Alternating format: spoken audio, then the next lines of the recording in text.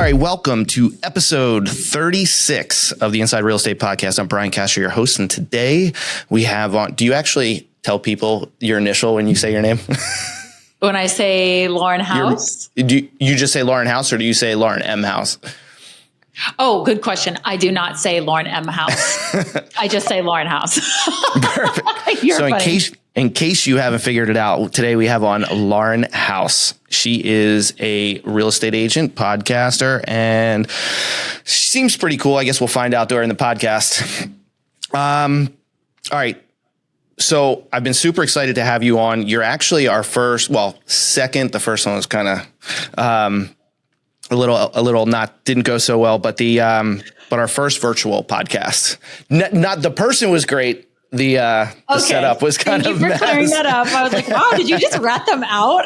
No. She was awesome. But yeah. So the first question I have today, do you believe in destiny? Because I actually have this question that I ask myself. You know, when you get a feeling about something and then it happens, or something happens because how do I say this? So like, for example, we're going to use dating.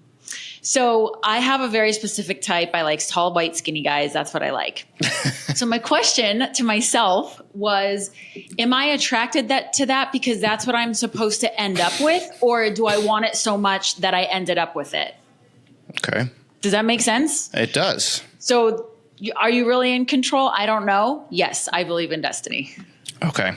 Because the reason I asked is because of your last name. Do you think you were meant to be a real estate agent? You know, I guess so. I haven't really thought about that. It's everybody loves it. And in the beginning of my career, nobody actually put the two and two together. But the longer I've been in real estate, the more often people are like, wow, that's your last name. Like my chiropractor is Dr. Healy. Is that Go right? figure, that's right? Kind of cool. It's perfect. So Yeah, I feel like it goes hand in hand. I can't see myself doing anything else. Yeah. Well, that's good. What did you do before you were a realtor? Partied. Didn't we all? I tried on a few different hats. I was a worldwide event planner for just a year, and I also taught yoga. And I love teaching yoga because I was able to help people, which is, I know, the most generic answer on the planet. But when you care so much about something and you want to help people be better, I wanted to take that from the body to their finances and to their general, building wealth, because yoga doesn't pay that well and I'm very expensive. So I needed to figure out how to make it happen and still care about people the way I care about people, but not suffer at the same time. Okay. Very cool. So talk about like getting into real estate. How did that happen for you? Like you needed to figure out something that was different, that worked better for you, but what was the path? I graduated in 2008 from college. That's just when I graduated. As Malcolm Gladwell says in Outliers, there's nothing you can do about that. That's just the nature of my timeline. And so I got into commercial real estate right out of college, and I really wanted a formal job because I wanted to wear formal business clothes. Like I wanted to get dressed up and look cute every day. So I only focused on jobs that allowed me to wear the clothes I wanted to wear. And I ended up in commercial real estate. Yeah. And so I had a whole new love for buildings and bays and parking and mezzanines that I didn't even know existed. And that was in Phoenix, Arizona. And when I moved to California, I really got hard into the yoga scene. And that's when I really tried out to teach because I had been practicing for so long. Oh my gosh. But you can't live on a yoga salary in LA. It's just kind of impossible. So the guy I was dating at the time pushed me back into real estate and was like, why don't you go do this? It's better paychecks, kind of everything I said earlier. Mm-hmm. And so I tried to get that business off the ground in California. And when you move somewhere and you don't know anybody, it's really hard to start a business because you don't have any contacts. So I was really starting from scratch. And so then I decided to move back to Scottsdale, Arizona. And so I was starting a business for a third time. And it was just so much easier. I have my network there. I'm from there. So people from kindergarten were reaching out. It was just automatic trust and credibility because I had already built the network just by being there, living there, having friends there. I had a different status there than I did in LA. Sure. And so once I saw kind of how easy it was for me, it was easy for the business to take off. And it was so much more fun to get into it because I could use like essentially my party resources and my childhood resources and bring them together to catapult me into real estate. Awesome. Yeah. Now how long have you been doing the bi-coastal thing? 2 years. 2 years. I've learned a lot. I've wasted a lot of money. I did do some research. I interviewed agents who work 2 cities. And the things that they told me were very different than the advice I would give somebody now. Okay. So home base is Arizona. Home base is Arizona. And where is the offshoot? In Miami. Okay. Yes. And then I also have I obviously have a California license, but it's inactive. So I just refer all that out. What was the biggest factor that made you choose Miami? A client asked me to get my real estate license. Okay. Yeah. Cool. That's a huge honor. Yeah. So it wasn't just the weather. Nobody wants to walk around with this hair. No. Everyone always asks, is it dry or the humidity? No. Which is worse? And I'm like, definitely the humidity, because at least you can look cute and dry. Yeah. I remember I went with a couple of friends. We were doing a guys trip down to Miami, and we stayed at the hotel we were staying at was like around the corner from Clevelander. So we were out there and we went out one night, and I'm like, I had to stop in the middle of the night. I'm like, thank God we're close, because I had to go take a shower and change. It's so freaking humid. It's ridiculous. It's a weird thing, because sometimes I'll like grab something and I'm like thinking, this is kind of wet, because I'm from Arizona. Like, I don't know what that means. And so I've learned how humidity really does affect you. Yeah. Yeah. It's a kind of an exhausting climate to be in, to be honest. What is the biggest adjustment you've had to make to, I guess, life and or business doing the two-ended thing, going back and forth between both places? On a day-to-day basis, the time difference is very hard. Yeah. As silly as that sounds. It's either 2 hours or 3 hours, because Arizona doesn't change. Most people don't know that. Arizona doesn't change, so it's either 2 hours or 3 hours throughout the year. 3 hours is a lot of a time difference. When you're trying to set meetings, I wake up super early, so going to bed at like 8 o'clock is only 5 o'clock in Arizona for half the year, which means I need to have somebody on the ground, because I tend to end up staying up to like midnight or 1 o'clock when I'm in Miami, and I have business in Arizona, because stuff goes till 9 o'clock. And if I were in Arizona, it'd be no problem. So that's definitely the day-to-day gist. And I never really thought I would get here, which sounds naive. I now have to be in 2 places at once. How often? Probably once a quarter. It's not a ton, but I will fly into Arizona, or I will fly into Miami for a day, which is expensive and very exhausting. Yeah. So I'm trying to figure out, I have a business partner in both cities now, and that helps to alleviate like the pressure on me. Yeah. So still learning it all. Yeah, I bet. Aren't we all the time? Always. You talked about when you moved to California, you didn't have like your contacts and all of that type of thing. And in real estate, you know, for somebody just getting into it, that's just getting started. I mean, even for our business, when we started, no portfolio, no, you know, nothing to build off of, right? Mm-hmm. How would you get started? Like, how would you tell somebody to go about getting started? If you are a new real estate agent, how I got started was 2 years straight of open houses, Wednesday to Sunday. Every holiday except for Christmas and Thanksgiving. So both of those eves, New Year's Eve, New Year's Day, Mother's Day, Father's Day, I did not care, because most of the other agents are taking those days off. So I would show up and there wouldn't be a lot of open houses. Those are like warm, cold leads, in my opinion. Mm-hmm. I took every single rental lead that agents in the office, like the seasoned agents, that they didn't want. That was huge, because in a year they typically buy, and those agents don't want to have anything to do with them. So that was the second one. And I also I didn't really use social media to the way it could, but because I posted about being in real estate, it naturally drew people who, like I said, from my past, who already knew me. And that was like the easy route for me, but you can't rely on that if you need to actually make an income. Yeah. No, for sure. And how do you go about getting business now? This is a question that I get from a lot of my clients. Like, what else can I do? Because I don't know how it is. I mean, obviously you're more established than some people. So you probably go about it different now, but this is always like, what else can I do to get business? Like, what are you doing? I'm in that position in Miami. Again, I started a business for a fourth time and don't have a network in Miami. So I really hit the ground running going to network events, because I didn't want to hold open houses. There's a point in your career where you're just kind of like, I'll do it when I have to, and I just don't want to do them anymore. Sure. And so Miami's very Instagram based. I think done all the right things. I have a social media company. I try to post value as much as I can. And I'm unfortunate. I have not been able to like capture those leads from Instagram. So if somebody's able to do that, that should be your superpower, because that's like the new cold calling, you know? Mm-hmm. I'm actually going to start cold calling. I've never done it. I've never had to. So here I am being a beginner, and I'm going to start cold calling. And it really just is who you know. I kind of have a quote of like, just water the grass you have. Like, you don't need to constantly be going out. I know that's a long game, but it also depends on the office that you're in. Like, are they giving you leads? Do you have teams that you can work with? Like, there's so many different ways to go about it. And I'm finding, because I try to mentor new agents and or have an assistant typically that wants to be an agent.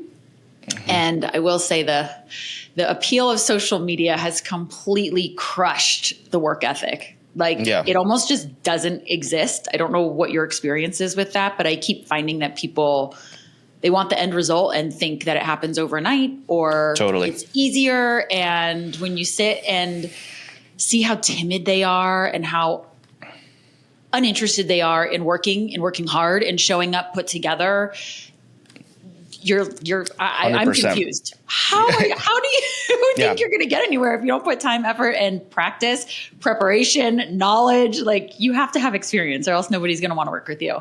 Yeah, 100%. I mean, you started off talking about what you do by basically saying, I work my ass off. Oh, you know, and not so many words. Yep. I mean, it's ruined every relationship. This is the first relationship where he's super supportive. Because usually you go out of town and the business comes. So you go out of town and then you end up working the whole time, and you get back and you're like, really? My phone couldn't have rang like 2 weeks ago when I was at home? Yeah. So, you have to have like the supportive system in your life that really helps you stay on track, and they don't try to distract you. Sure. Yeah. All right. So you said a whole bunch of stuff in there. All great, but like, it was all going in ways that I want to hit first. But before we go any further, you mentioned essentially working your sphere of influence, like everybody says, right? Like, it's not like the stuff when I haven't had my real estate license probably since like 2013. The stuff they tell you to do, business, it hasn't changed. It's the same. You know what I mean? The fundamentals are the same. Yes. How do you go about working the people that you know? Because, for example, I have a client that has a ton of very happy with him past clients, but he doesn't like calling them. Those are like the warmest, like easiest things. And, everybody says people love talking about real estate. It's true, right? Oh, people love. So by you calling them, you don't even have to bring it up. They'll bring it up for you. How do you deal with your sphere? Yep. Calling past clients is by far the number one. I will say before COVID really changed the game, because if you were in the game beforehand, you had to have structure in place in order to get business. And then COVID came, and you were a freaking crazy person with your head chopped off, and you did not have to have any structure in place. So that it did ruin all my good habits. So I've had to reinstill everything. Mm-hmm. And so calling your database is number one. Like, the people who cold call and then don't keep touching the people that they've closed is wild to me. Why would you put all that work in, gain their trust, and then ditch them? It's literally, like you said, the warmest lead you could possibly have. My sphere, really, I break it down into, like, I have my VIPs.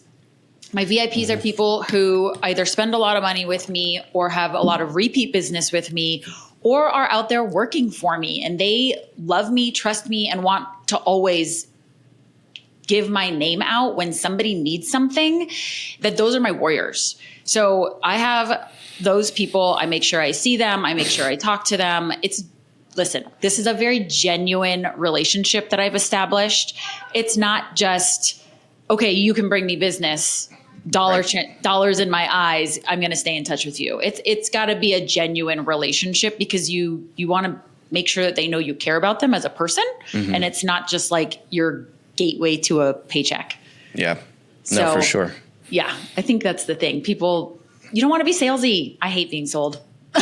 No, because it's somewhere along the line in a real estate transaction, in a lot of cases, I guess. I don't know if I want to say most, but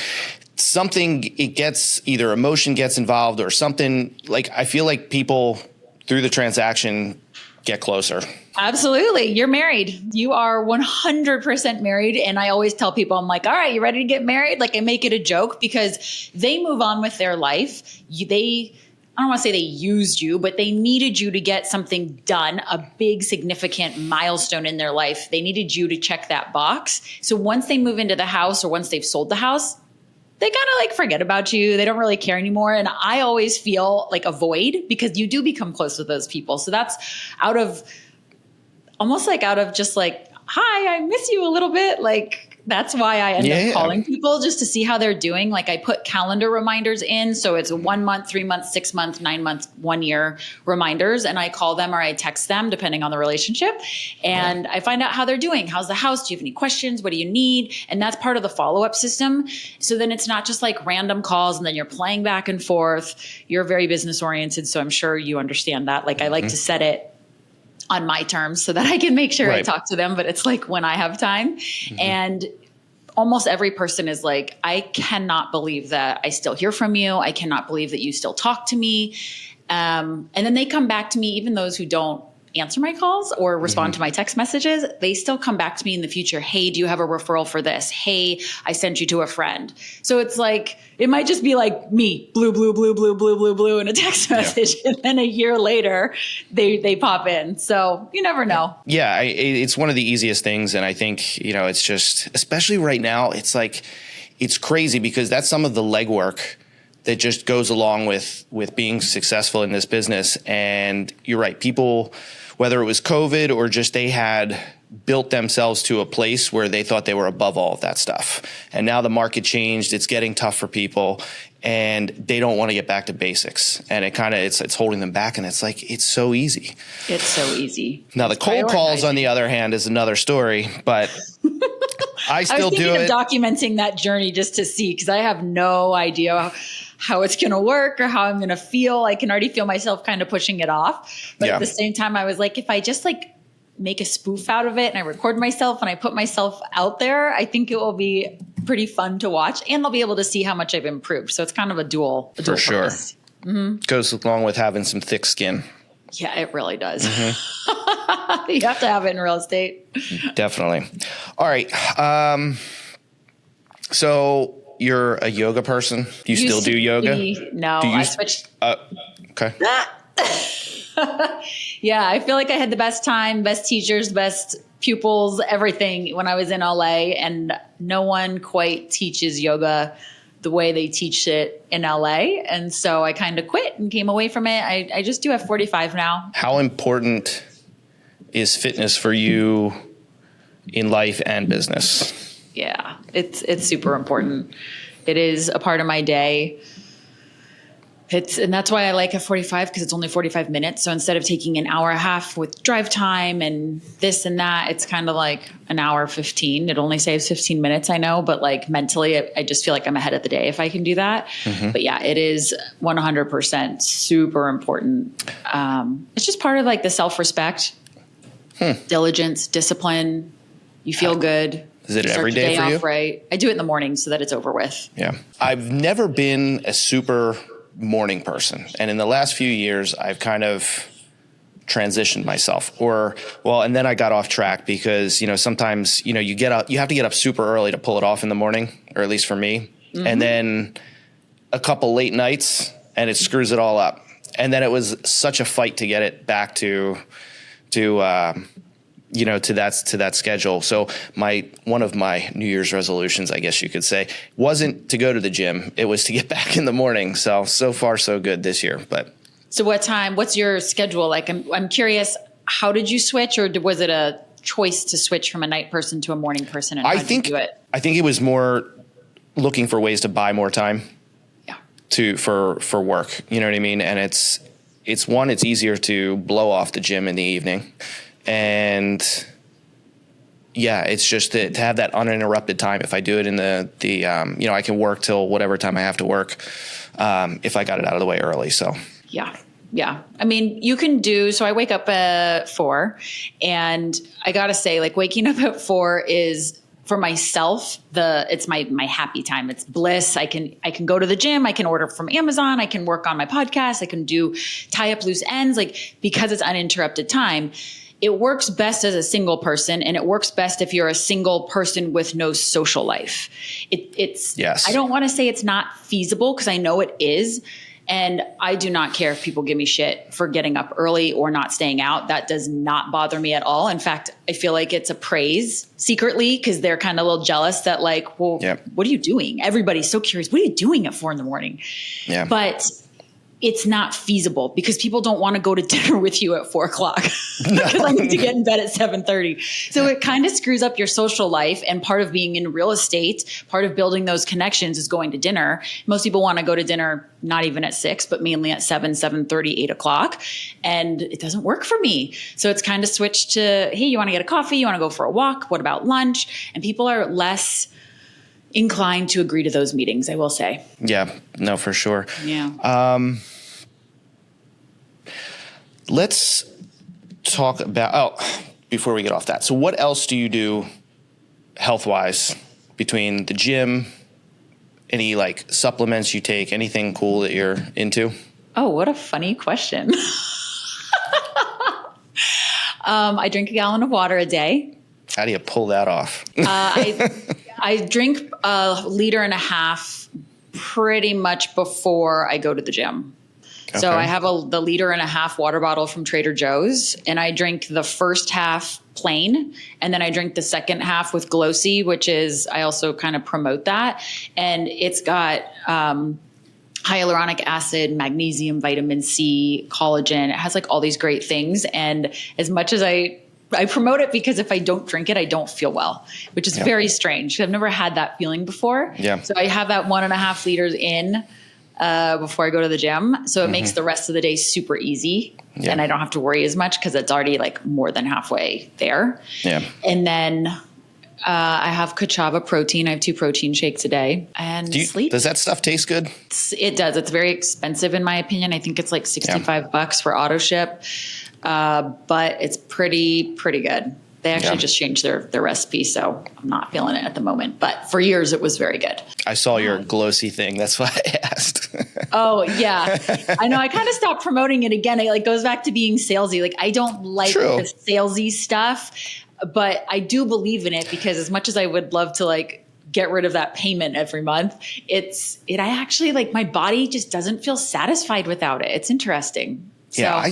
I started taking Athletic Greens. Funny enough, one of my clients who's in the same building as our offices, he came in. He's like, "Yeah, I got an extra pack." He's like, "Do you want it?" I was like, "Yeah, okay, I'll try it," because I've been seeing it all over the internet. I'm like, it wasn't something noticeable to the point where it was like, a cup of coffee kicking in. But I think like after like a week, just something seemed a little more balanced.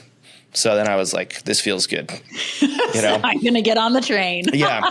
But like, I asked you about a gallon of water because it's not, for me, I don't think it's hard to put down a gallon of water. Like I'll slam a liter in the morning, just get it over with, kind of like you said.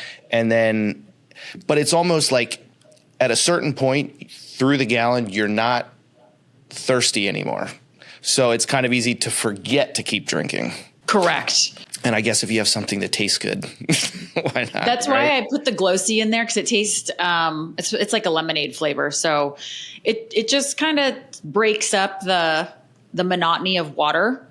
I guess. I mean, living in Arizona and growing up in Arizona, if you don't drink water, you can feel it. Like your body needs water. Yeah. I also think that probably contributes to why I'm so water conscious. And I was anorexic for 13 years. And so in order to curb your appetite so you don't eat, you continue to drink water. And that also helps. So I have a few reasons why I drink so much water. Part of it's just to stay skinny. So, all right. So let's switch to relationships for a second. And the reason I bring it up, because you mentioned, I listen to Layla and Alex also, right? Oh, and I'm the best. She is kind of a badass, actually. She is. I'm a big fan of Alex, but yeah, she's, it's not like, hey, if your girls listen to her, boys listen to him. They both have so much to offer. The podcast that you said that they did recently, I'm kind of almost through it. It's the one where they were talking about your relationships keeping you poor. Is that the one you were talking about? Or is it something else? I don't know. What? How your relationships are keeping you poor. And they're talking about like alignment between couples and things like that. How is it? What challenges do you find in holding a relationship and being in business? A romantic relationship? Yes. They have to extremely understand what it takes to be where I'm at. And if you have somebody who doesn't have a life or who is a 9-to-5er or who has, maybe they're just not a high achiever, they do not understand. And I've been in those relationships and sadly it just self-destructs because the longer I'm with that type of person, the quicker I see, okay, this isn't working, but now you're like emotionally invested. And so that's what makes it hard to break it up. So I always try to teach throughout, right? Like I'll try to get somebody to go to the gym with me early, to drink more water, to like eat a little healthier, to drink less. Like when you spend that much time with someone, it's inevitable that each other's characteristics and traits are going to rub off on each other. Right. Yeah. And so I usually have a guy come back like a year and a half, maybe even 2 years later. And they're like, I learned so much from you and I really appreciate that. And I didn't see it at the time. And I thought you were just nagging me. And I'm like, I mean, that's my lifestyle, bro. You are like 2 years behind me or more. And this is why it didn't work out. And I don't say that to them, but that's kind of what I'm thinking. Like there's a reason. It's because I'm living a better life than you are, at least a better quality life. And I don't want to be foggy in the morning. I don't want to go out. I've been there. I've partied. They're all the fucking same, right? Like, so you just kind of.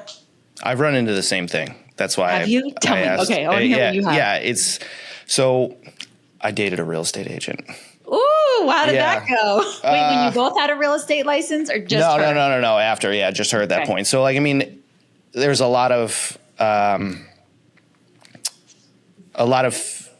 things that I guess we kind of had in common to a point, but it was just like I started this business with my dad, right? So it's not just, and we have employees and all that type of thing. So it's not as simple as just like, it's not a 9-to-5, it can't be. And what I have learned is that being up front, moving forward, it's like being up front, you have to like let them know what it's going to be ahead of time. Doesn't mean it's going to help it work out necessarily, but it's just like, okay, person says, I understand I'm running a business too.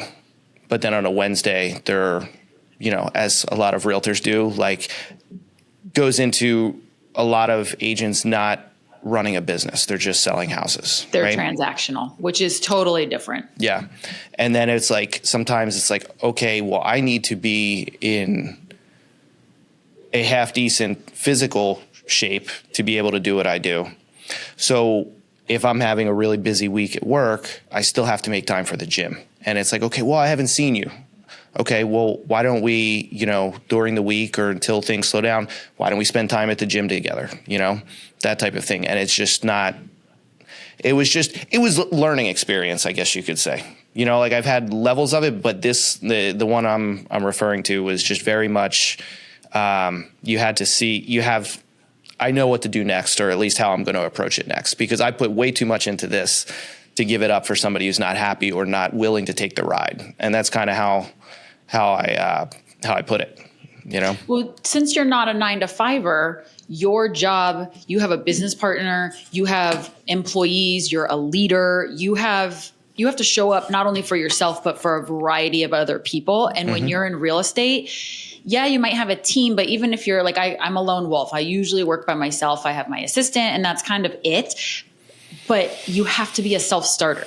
You specifically have to be a self-starter because you have to show up for other people. I just have to show up for myself. And if I don't feel like doing it today, nobody's going to tell me, you need to go back to work. And so then all of a sudden it's like day 1, day 2, day 3, that slippery slope goes all the way down the hill. And now all of a sudden you've stepped so far away from working, which I think is the perception of real estate agents. And because I am in charge of myself and I have nobody telling me what to do, I swing the other way. I'm way too hard on myself. And I've actually had to make a conscious effort to spend more time with my boyfriend. As crazy as that sounds. And like, it's okay to cook dinner together. I've had to undo that. Cause I was single for almost 5 years. So like, I really got into like my morning routine and to the gym early, and I got to do whatever I wanted. And I didn't have to say yes to anybody unless I wanted to. Yeah. And so now I'm having to undo those 5 years of like, oh, okay. Like, yeah, we're going to have dinner together. It's okay if I don't work. I'm going to put my phone down for 2 hours, you know? Yeah. So it's your priorities. It also depends how much you like the person. Sorry, but at the end of the day, it does. Fair point. Let's talk about the wildfires in California. So I saw your story that you put up that said you'd be willing to help out to anybody who needs it. Are you seeing the smoke in Scottsdale? We were feeling the winds for a while, but no smoke. No smoke. So have you dealt with anybody that's dealing with that needed some assistance? I don't know if I should start this sentence off with sadly, but I definitely have been getting people who are going to sell or rent their house, and they're calling me and telling me to keep it. They did not understand the message of that post. They said, since you're working for free, will you keep my house in mind to sell? No, that's not the fucking point of the post, dude. This is to help the families who have been hurt or injured or have lost their home. And I am going to still take the commission from you, but I will be donating it back to them. Like, what? That was kind of appalling. Listen, we're dealing with rocket scientists sometimes. Yeah, totally. 100%. Wish I could be one. Yeah. Just kidding. I don't think I'd want to be, actually. Not one of those rocket scientists. No, for sure. All right. So you have a pretty significant following on social media. You know, it's not celebrity level, but for your normal average person, it's pretty damn good. Thank you. How did you get there? Oh, my social media company. Okay. Yeah. So I'm not really in my social media.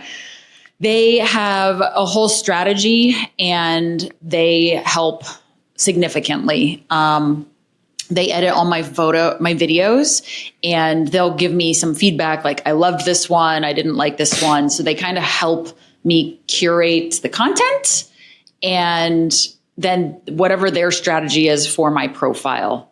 So, I mean, it's really become Instagram used to be fun, and now it's just straight up business. Yeah. You know, it's become a business card. It's become your legitimacy. It becomes, people don't think you're anybody if you don't have a lot of followers, which to me is so sad, because in Scottsdale, what I was used to was relying on my great reputation, and nobody cares about that in other parts of the country.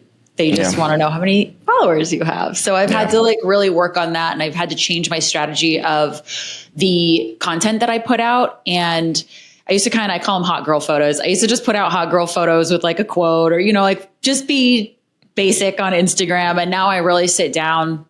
I have everything planned out almost a month in advance.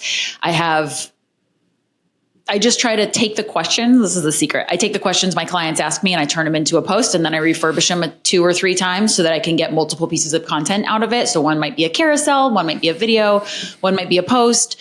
And then they're all going out to all the different social media platforms on different time levels and or time schedules, with different photos, so that it doesn't you don't open me up on every platform and I've seen this. Yeah.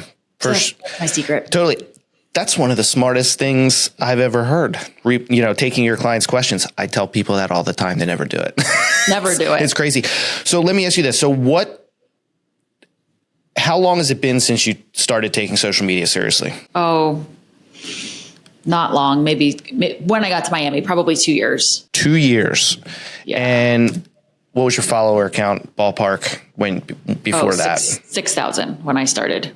Okay. Yeah. And it's crazy. Like some of those posts have 6,500 likes. Yeah. So, and it's kind of surprising. Sometimes I actually just my New Year's resolution, since you brought it up earlier, mine was to be less obsessed with social media because it really got to me last year. It was like and like I said, I'm not getting business out of it. And so almost last year was a wash for me because I didn't do as much business as I could have because I was so obsessed with making a presence on social media, and I did it, but it's not turning into dollars. So now I've turned off all of my social media notifications on my phone, and I got to say it, like, cut the cord. And now it's just business. I'm like, okay, I need to sit down and make my posts. Here we go. Sending them out. It's less like I don't need stories. I don't need whatever it is that social media sucks you into anymore. It's been a wild couple of weeks without notifications. Do you spend a lot of time in there yourself, like interacting with the audience? No. Okay. I'm like, I don't want to admit that out loud. No, it's something that I'm going to start calendaring. I'm not a scroller. I will say I'm not a scroller, which I think is a huge You have me plus. fooled. Oh, really? No, I'm kidding. Oh, yeah, I'm not a scroller. I am like get on, get off. I usually have 1 or 2 missions that I get on for, and then I get out of there because it does suck up your time. Totally. It's definitely a job for sure. Well, it's a job to post and it's a job to interact if you break it down. And nobody can interact except for you. You can't delegate that one because it's not your voice. And like the person who's in your profile has no idea who this person is, their significance to you. Are they an agent? Is this competition? Could they help me? I mean, they just have no idea. It's easier to pull off than you think if the person's not active. If they're active, then you're going to know immediately that it's not them. But correct.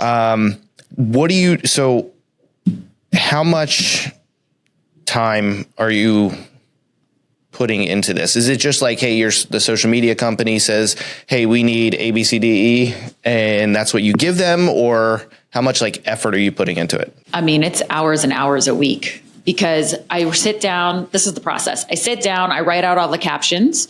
So right now I have like a mini series going, and I have 2 of those. One is a real estate series and one is how to be confident on camera. So that takes up like 5 to 6 weeks in a row on one's a Tuesday, one's a Thursday. So that just kind of like blocks out the next 6 weeks. So mentally I can sit down, focus on that mini series, and then I know what I need to record. So I write down all the captions and then I go record it, or I have to go find photos and figure out what is going to go with what. I just have one social media sheet. And then from there, my assistant is the one that goes and refurbishes them and takes what the initial post is and just kind of like rewords it and puts it with a different photo and posts it on a different platform. Okay. But it's hours.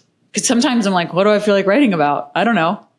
Like, yeah, true. I mean, writer's block's awful, especially when you got to put stuff out. Like when you say hours and hours, how many hours a week ballpark do you think you spend on it? I mean, I could sit down for 4 hours in one day. I usually get a lot of it done when I'm flying because I'm usually on a plane twice a month. So I'll sit there because I have no distractions. So that's 8 hours in a week. And that's just the time that I'm sitting on a plane. That's not anything additional. So yeah, I would say easily 8 to 12 hours a week because I still have to go film everything that I want to film. Mm-hmm. Yeah, it's a lot. Do you enjoy any part of it? And what would that part be? I do. And I think that's why I got so obsessed with it, because it was like that creative side that real estate really doesn't have or doesn't allow, was like getting tapped into. And I'm very spiritual. So I'd always say like, help me be creative today. And just whatever would come out. I know it sounds stupid, but it works.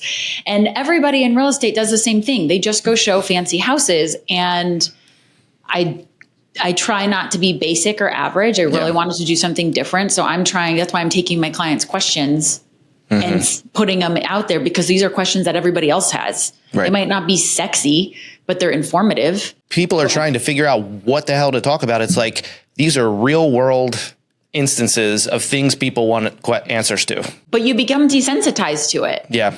And that's where it's like, oh, this is a stupid post. Because a part of it is I don't want to be judged by my peers. I have a lot of real estate agents who follow me. They don't interact with my stuff, but they watch all my stories. I'm like, okay, if you're watching my stories, you're probably looking at my posts, and the posts that I make about real estate, they all come out of the woodworks and they all like it, or I'll get messages like, oh my gosh, I never thought of it. That was so good. And a part of me is like, am I giving away my tricks? Like, should I not be doing this? And then I was like, you know what? All these people are in different cities. I'm not going to go tap into all these markets. Take it. Here's free advice. Yeah. So, Gary Vee said something one time. He said, you could give away everything, all the secret sauce, and the amount of people who are actually going to do anything with it is like almost goose egg. Yeah. That's the same with the Hormozis. They give away so much stuff. And the amount that I implement is far smaller than the amount that I would like to implement. So since you follow the Hormozis, what do you like about them the most? Like, what's something that attracts you to what they do? I really like they're both very well spoken, but I like how blunt they are. That's my love language. They're blunt, they're direct, they don't sugarcoat anything.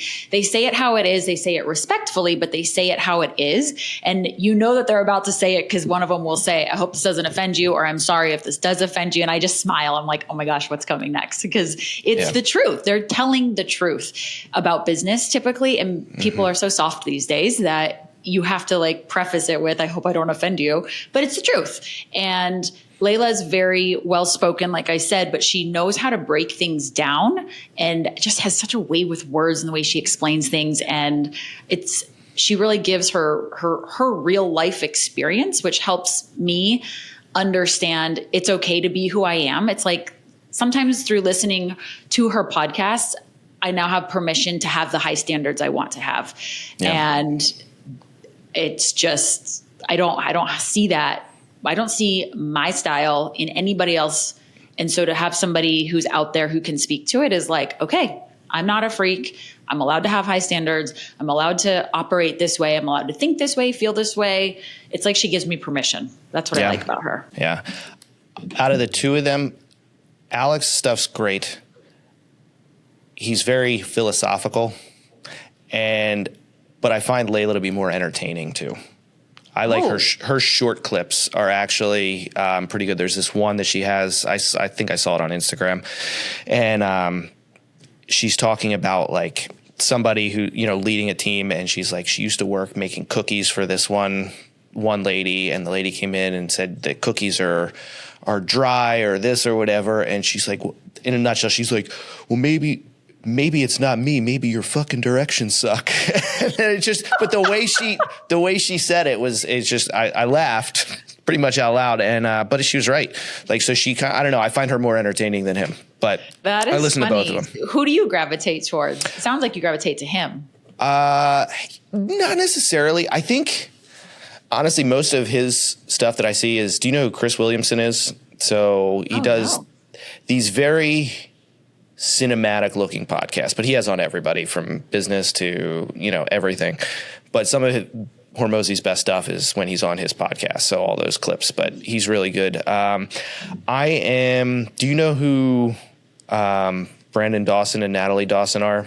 They are, so they're great. I actually like them a lot. We actually went to one of the Cardone Ventures business things in Scottsdale, actually. Yep. And it's funny because they both, and it's kind of the same with Layla and Alex. Their roles are almost the same. The Layla and Natalie are more towards team building, and the other two are more towards overall running the business. It seems like those are the roles. But I haven't binged them in a while. It's probably been a couple years. Yeah. I'll have to go back and listen. I like her though, Natalie. She always has good information. She speaks a little more to the girls, in my opinion. Yeah. And Layla speaks very much just to business people. Yeah. I think maybe on the maybe on what you see online, but yeah, they were pretty good. I went to a few years ago, I went to Miami to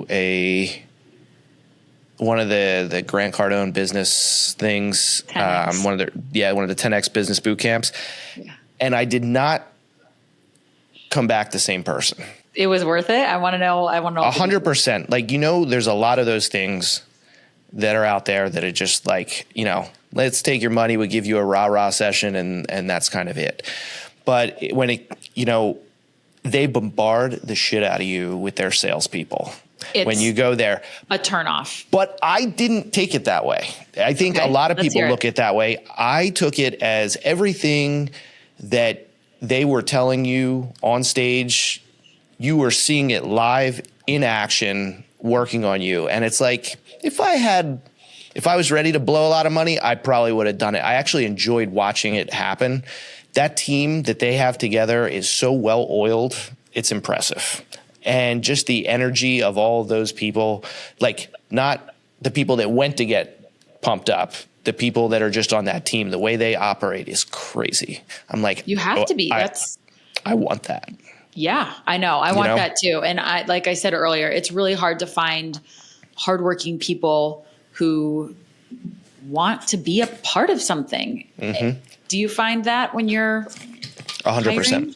I think when we talked on our pre-call, it's just you have so many people that like society has out there like, oh, just be happy and do your own thing and blah, blah, blah. But where is the stuff saying go reach your potential and go chase something? I feel like they're just sedentary. I have a lot of friends, like I just turned 40 this past year, and I hope they're not listening, but they all have kids, and I get it. But I also had been in a relationship with a woman who had kids, and it's like we weren't boring, but I just feel like they like gave up on life. I'm like, I feel like I'm 25 most of the time. Oh, that's interesting. And I just feel like there's not, I don't know.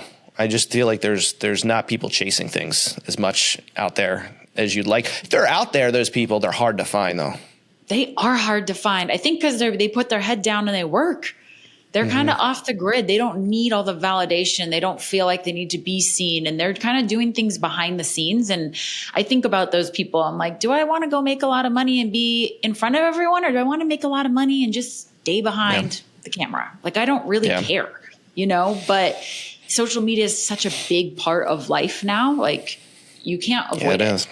It shows up everywhere. So it is what it is. Did you have a conniption when TikTok didn't work on Sunday? No. Did you? I'm not into TikTok. No, I'm not a TikTok. I don't use it personally, but we use it for clients. So, But yeah, no, I just thought it was funny. I know some people that were a little upset. I'm like, okay, were they upset because they make money from it? No.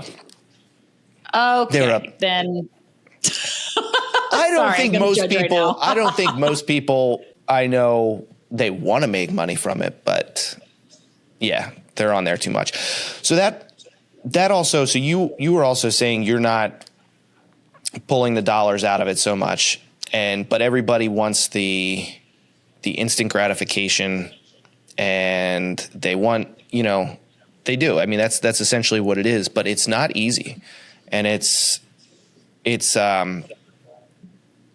but I don't think people think about the audience enough either. It sounds like you're putting in a lot of thought into what you're doing, and you are seeing success to whatever extent you are. But I mean, you're doing pretty well. Yeah. I mean, you can't only think about yourself, you have to think about what it is that people are like. What is it that I like about the pages that I visit? What is it that I like about Layla Hormozis so much? Or the other one, if I want to check out, is Kristen Cavallari. Like, I just love her. I think she's so cute. And what I like about them is they like put their lives out there, and they put them out in different ways. And so it takes a very bold stance and a commitment to want to show up online.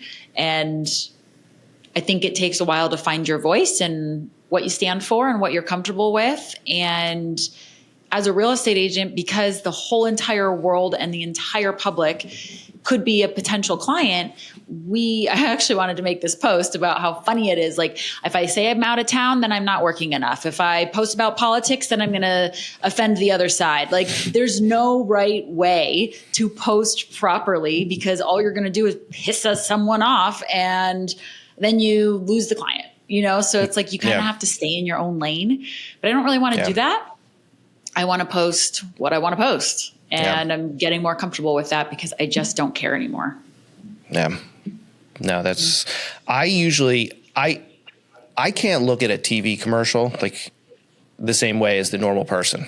Like I actually like will watch a TV commercial and I'm like, why did that suck? Or why was that good? And I kind of do social media the same way. Like I'll be scrolling through a bunch of posts. I do it, but I don't do it for the same reason. I'm not like a scroller in like just for the hell of it, because I'm trying to escape something, right?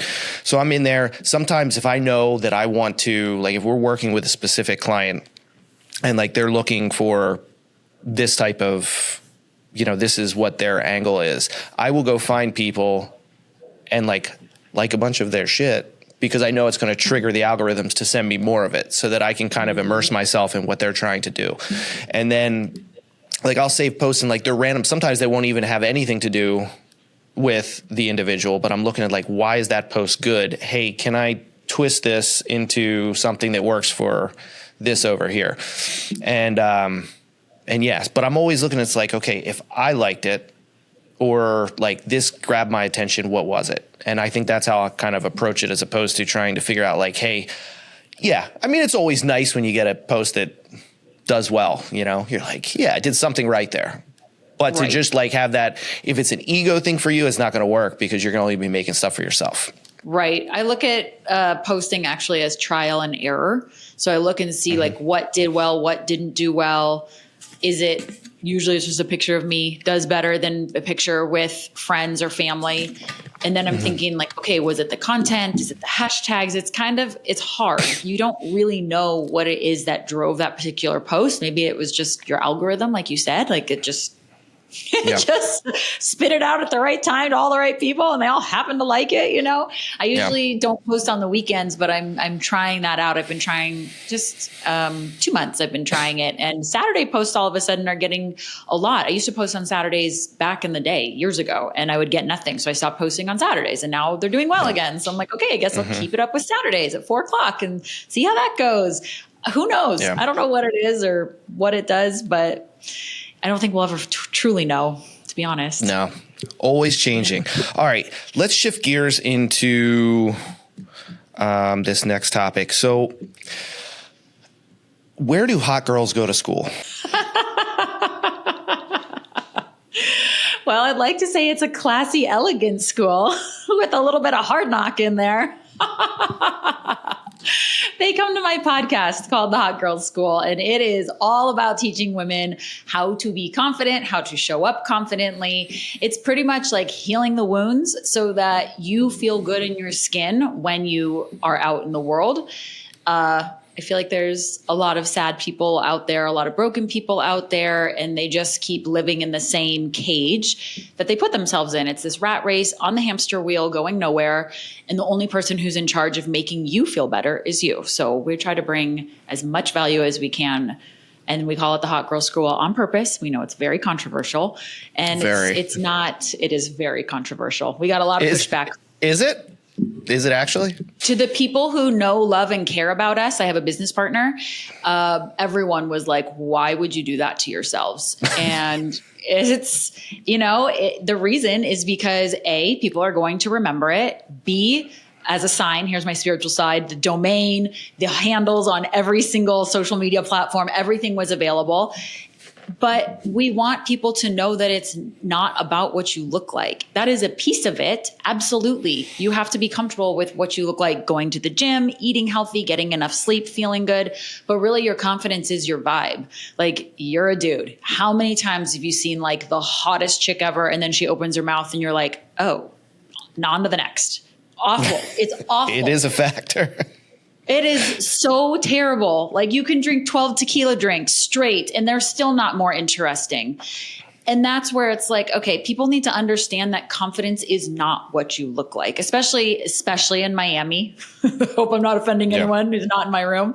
Like it's such a look here, which Scottsdale's a look too. We're all, skinny, blonde hair, big boobs. We all look the same there. And in Miami, they're all big butts, big boobs, dark hair, long eyelashes, Miami's interesting. Miami's interesting.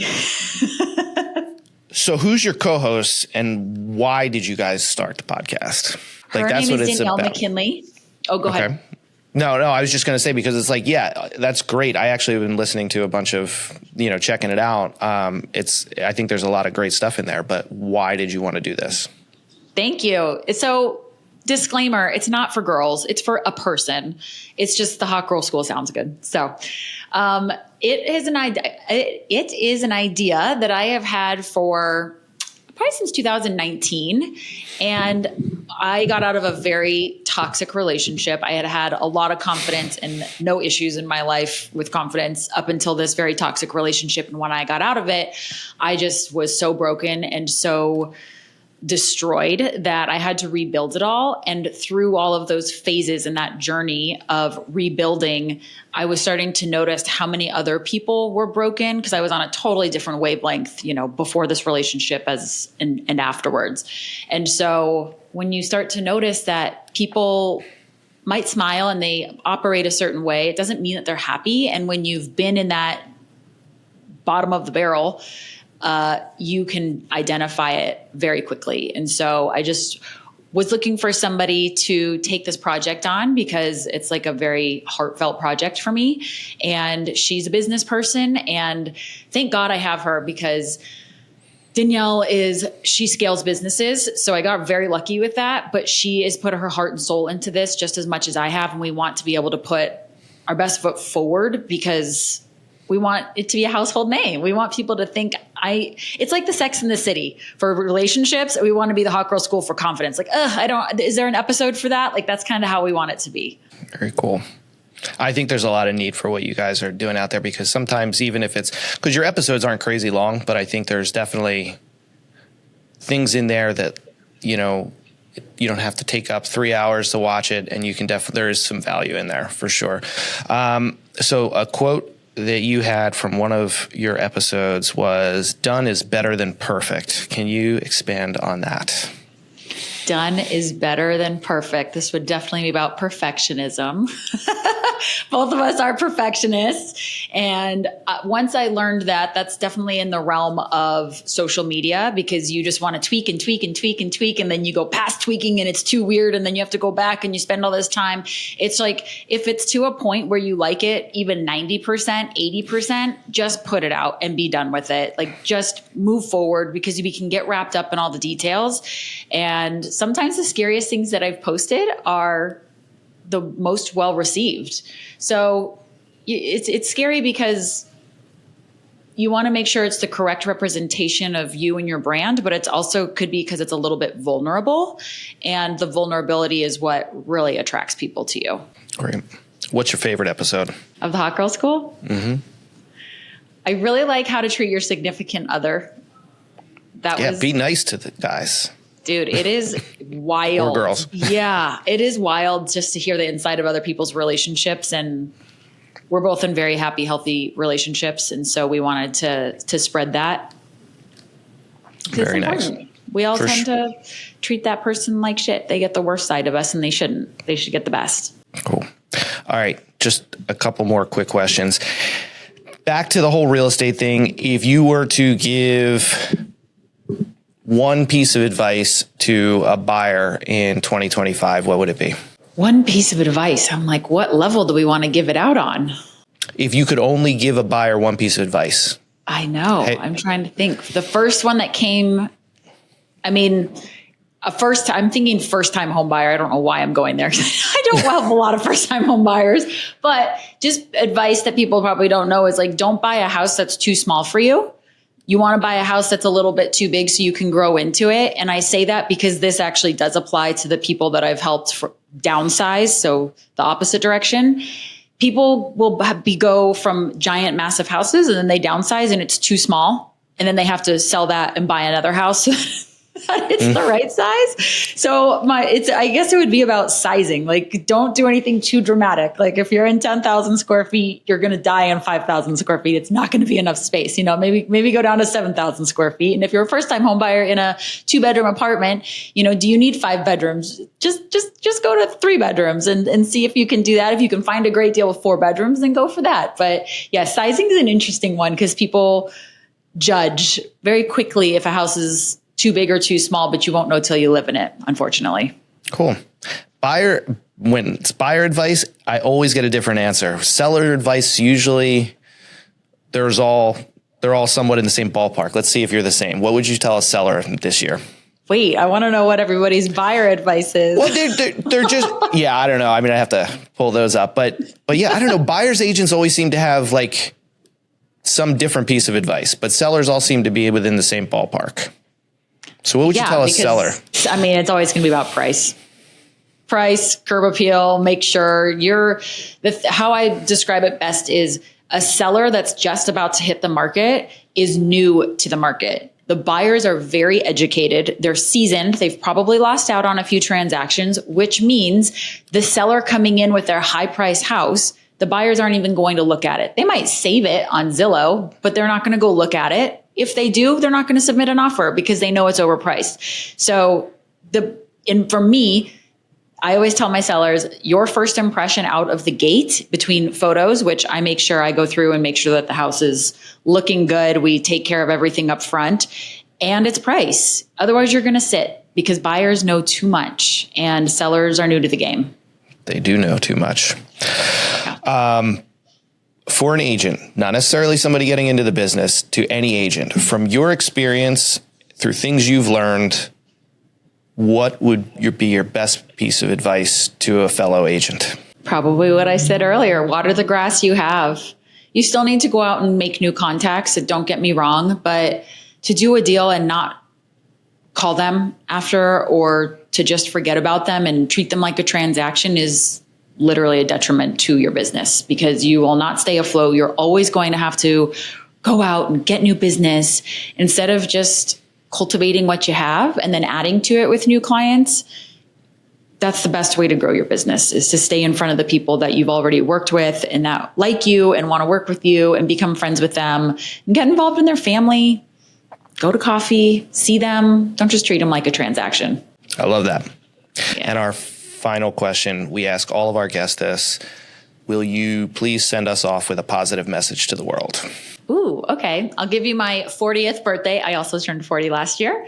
I'll give you my 40th birthday advice, which is get out of the box. Do not stay in your comfort zone. If you have to question if you should do it, just do it. As long as nobody's going to die, obviously. There's probably some exceptions in there. No, I'm just kidding.